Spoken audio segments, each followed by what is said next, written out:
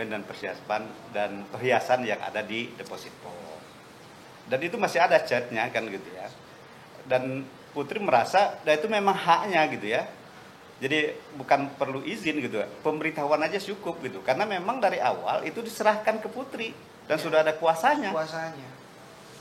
Dan perlu saya tegaskan di sini bahwa yang berada di berangkas tersebut ini adalah berbentuk sertifikat.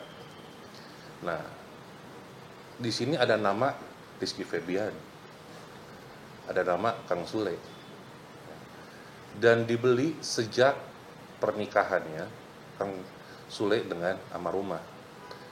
Dibeli 100% dari uang Kang Sule. Pertanyaan saya sekarang, hak Teddy ini apa? Nah, kalau sekarang diperdebatkan siapa yang menyimpan, justru kita pertanyakan, kalau saudara Teddy menyimpan surat sertifikatnya Iki, sertifikatnya Kang Sule, haknya apa di situ? Nah, ini harus ditegaskan di sini. Dari pertama saudara Teddy bilang katanya gonogini. Lalu sekarang lanjut ke masalah warisan. Nah, makanya kemarin kita ketemu dengan saudara Teddy, tapi sayang saudara Teddy tidak ada. Kita ingin tahu apa sih yang dipermasalahkan oleh dia.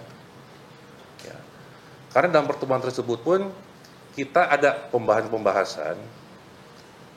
Apakah ada, kita pertanyakan kepada pihak mereka, pada saat pernikahan dengan saudara Teddy, apakah timbul harta gonogini? Kalau timbul harta gonogini berarti kan ahli warisnya adalah Iki juga, Putri juga, ya. Itu di luar dari harta kekayaan Rizky. Karena kenapa? Almarhumah ini menyimpan uang Rizky Febian, ya, kurang lebih sekitar ada hampir 5 miliar. Hampir 5 miliar. Nah, ini akan kita pertanyakan kemana uang ini, gitu kan? Nah, beberapa hal saya kira nanti Rizky juga akan sampaikan. Ada hal-hal yang kita pertanyakan, ya, boleh? Assalamualaikum warahmatullahi wabarakatuh. Salam sejahtera sahabat e-learning. Hari ini kita akan membahas terkait hukum waris, yaitu dilihat dari kompilasi hukum Islam. Nah, beberapa bulan terakhir ini kita mendengar perseteruan antara Teddy Pardiana, suami yang ditinggal mati cerai oleh almarhum Lina Zubaidah, yang memiliki satu orang putri bernama Bintang, dengan Rizky Febian dan Putri Delina yang merupakan putra anak kandung daripada almarhumah Lina Zubaidah dengan Kang Sule, seorang komedian terkenal.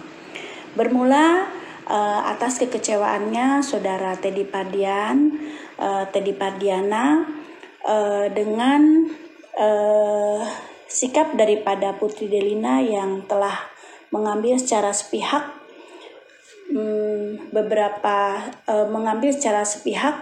isi daripada safety box yang ada di salah satu bank, di mana pada saat awal meninggalnya almarhum Lina Zubaidah, saudara Teddy Pardiana sudah membuka safety box dan kuncinya masing-masing dipegang, satu oleh Teddy Pardiana dan satu oleh Putri Delina. Dan sebetulnya di bulan Januari tahun 2020 juga dari sosial media kita mengetahui secara langsung juga di sosial media bagaimana saudara Teddy Pardiana menyerahkan seluruh aset peninggalan almarhum Lina Zubaidah kepada putrinya, yaitu Putri Delina, di mana itu merupakan menurut keterangan daripada yang disampaikan oleh kuasa hukum almarhum Lina, yaitu saudara Abdurrahman T. Pratomo, disampaikan bahwa sebelumnya almarhum Lina Zubaidah memang mengamanahkan agar seluruh aset peninggalan almarhumah yang merupakan hasil pemberian dari Kang Sule pada saat Lina Zubaidah menjadi istri Kang Sule untuk dikelola dan diberikan kepada putrinya, yaitu Putri Delina. Nah, yang menarik ternyata Teddy Padiana menyampaikan kekecewaannya karena seluruh aset yang disimpan di safety box itu diambil oleh Putri Delina, dan alasannya sudah disampaikan oleh Rizky Febian dan Putri Delina pada saat jumpa pers didampingi oleh kuasa hukumnya di tempat kuasa hukumnya di Bandung. Sekali lagi di sini kita akan melihat bagaimana perspektif dari hukum waris kompilasi hukum Islam. Nah, sebelumnya kita harus mengetahui dulu apa yang dimaksud dengan pewaris. Pewaris adalah orang yang pada saat meninggalnya atau yang dinyatakan meninggal berdasarkan putusan pengadilan beragama Islam meninggalkan ahli waris dan harta peninggalan. Ya. Lalu, ahli waris adalah orang yang mempunyai hubungan darah atau hubungan perkawinan dengan pewaris beragama Islam dan tidak terhalang karena hukum untuk menjadi waris. Harta waris adalah harta bawaan ditambah bagian dari harta bersama setelah digunakan untuk keperluan pewaris selama sakit sampai meninggalnya, biaya pengurusan jenazah, pembayaran hutang, dan pemberian untuk kerabat. Wasiat adalah pemberian suatu benda dari pewaris kepada orang lain atau lembaga yang akan berlaku setelah pewaris meninggal dunia. Ya. Lalu, harta peninggalan. Harta peninggalan adalah harta yang ditinggalkan oleh pewaris, baik yang berupa benda yang menjadi miliknya maupun hak-haknya. Sedangkan harta kekayaan adalah dalam perkawinan atau syirkah merupakan harta yang diperoleh baik sendiri-sendiri atau bersama suami istri selama dalam ikatan perkawinan berlangsung dan selanjutnya disebut harta bersama tanpa mempersoalkan terdaftar atas nama siapapun. Nah, pembagian waris Islam pada dasarnya dalam hukum Islam, warisan dibagi berdasarkan bagian masing-masing ahli waris yang sudah ditetapkan besarannya. Namun, warisan dalam hukum waris Islam dapat dibagi berdasarkan wasiat. Nah, orang yang telah berumur sekurang-kurangnya 21 tahun, berakal sehat, dan tanpa adanya paksaan dapat mewasiatkan sebagian besar bendanya kepada orang lain atau lembaga. Pemilikan terhadap harta benda baru dapat dilaksanakan sesudah pewasiat meninggal dunia. Jadi, pembagian waris dalam hukum waris Islam dilakukan berdasarkan bagian masing-masing ahli waris yang sudah ditetapkan. Kalaupun adanya wasiat dari pewaris, maka hanya boleh paling banyak 1/3 dari harta warisan, kecuali apabila semua ahli waris menyetujuinya. Jadi ada kecualinya. Nah, ahli waris dalam hukum waris Islam.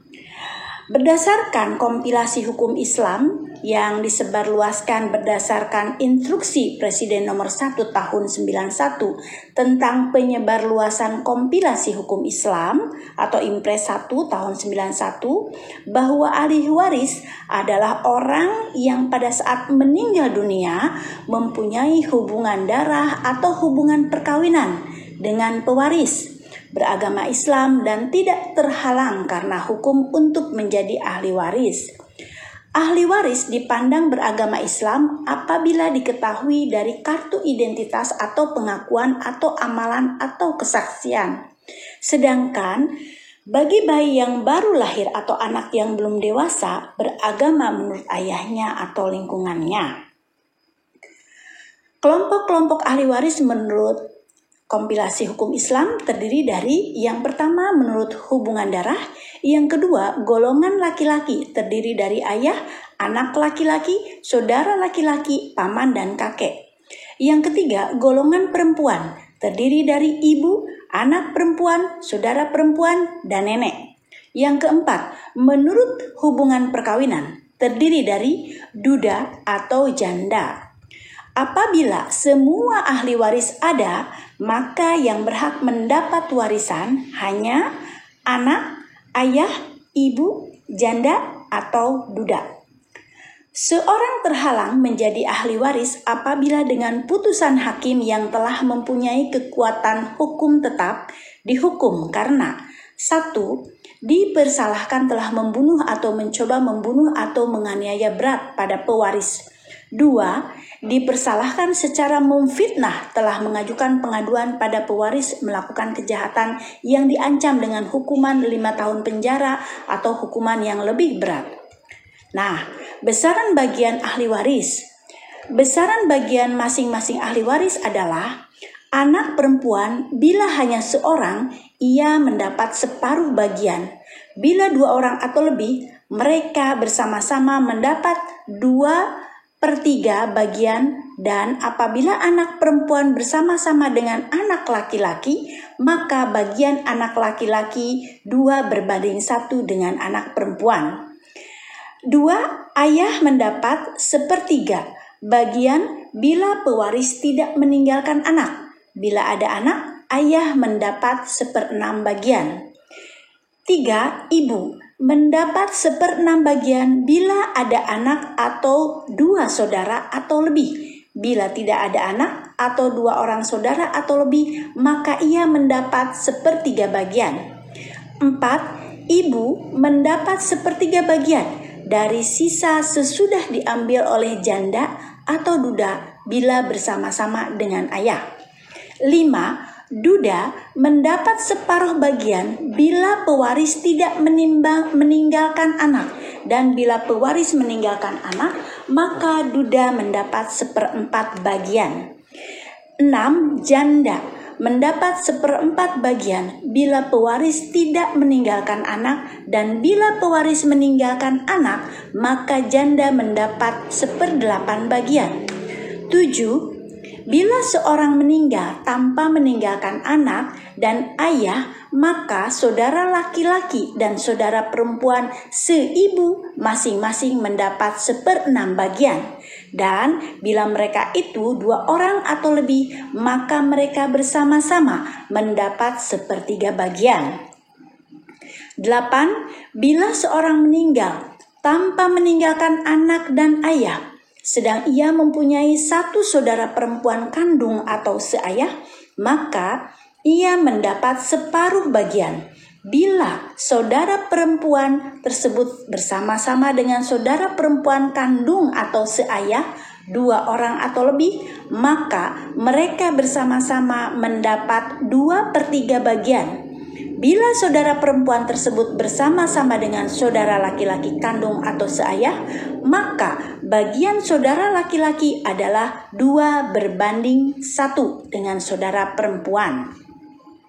Dari pengertian dan pembahasan di atas, kita dapat menyimpulkan bahwa suami tidak berhak atas harta bawaan dari istri, kecuali sepanjang para pihak tidak menentukan lain dalam perjanjian perkawinan sebagaimana tercantum dalam pasal 87 kompilasi hukum Islam. Harta bawaan masing-masing suami dan istri dan harta yang diperoleh masing-masing sebagai hadiah atau warisan adalah di bawah penguasaan masing-masing sepanjang para pihak tidak menentukan lain dalam perjanjian perkawinan. Lalu, suami dan istri mempunyai hak sepenuhnya untuk melakukan perbuatan hukum atas harta masing-masing berupa hibah, hadiah, sedekah, atau lainnya. Pada dasarnya tidak ada percampuran antara harta suami dan harta istri karena perkawinan. Harta istri tetap menjadi hak istri dan dikuasai penuh olehnya.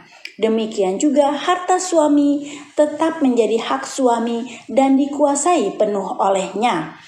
Suami berhak mendapatkan harta bersama sebagaimana dimaksud dalam pasal 96 ayat 1 kompilasi hukum Islam yang menyatakan bahwa apabila terjadi cerai mati, maka separuh harta bersama menjadi hak pasangan yang hidup lebih lama.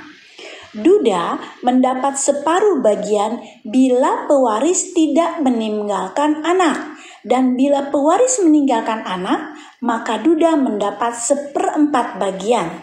Pengertian harta bersama ini didapat selama dalam ikatan perkawinan yang telah dijelaskan di atas. Para ahli waris, baik secara bersama-sama atau perseorangan, dapat mengajukan permintaan kepada ahli waris yang lain untuk melakukan pembagian harta warisan. Bila ada di antara ahli waris yang tidak menyetujui permintaan itu, maka yang bersangkutan dapat mengajukan gugatan melalui pengadilan agama untuk dilakukan pembagian warisan. Jadi ini berdasarkan hukum Islam. Sekali lagi,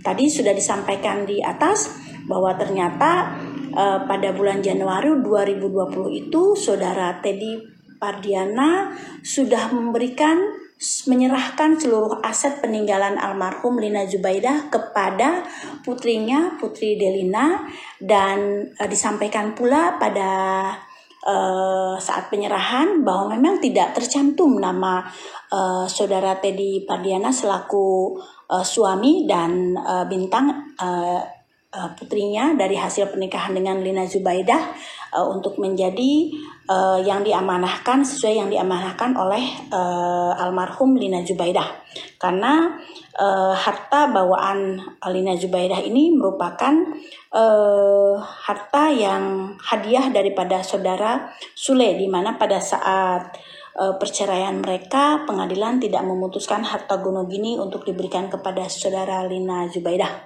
Nah, di sini kita berharap bahwa kasus permasalahan perseteruan harta waris atau peninggalan almarhum Lina Zubaidah ini bisa diselesaikan dengan kekeluargaan, dan MA juga sudah ada jurisprudensi terkait hukum waris ini, di mana nanti dilihat daripada apakah memang ada kepatutan dan kewajaran untuk menerima para pihak terkait, khususnya saudara Teddy Pardiana yang memang mengajukan keberatan kepada putra-putri almarhum daripada pernikahan Lina dan Sule.